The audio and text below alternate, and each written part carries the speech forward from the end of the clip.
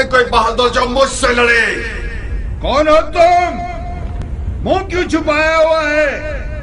नुमैर के बच्चे, भेज अगर कोई मर्द है तेरे पास। मैंने पूछा कौन हो? जंग के मैदान में तलवार की ताकत बंदे की पहचान होती है। लश्कर के सबसे खतरनाक आदमी को सामने भेज, फिर तुझे बताता हूं कि मैं कौन हूं। इसका जवाब दो।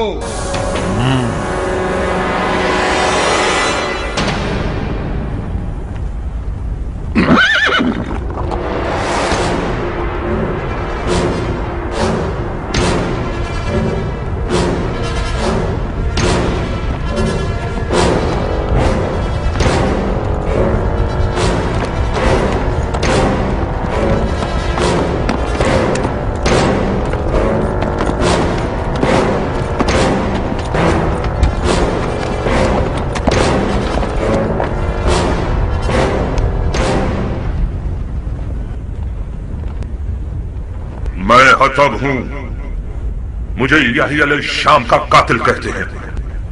तुम्हारा नाम क्या है? मुझे क्यों जहमत दी टिड्डे?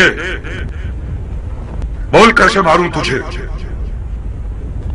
तुझे तो मैं एक मुट्ठी में ही मसल दूंगा।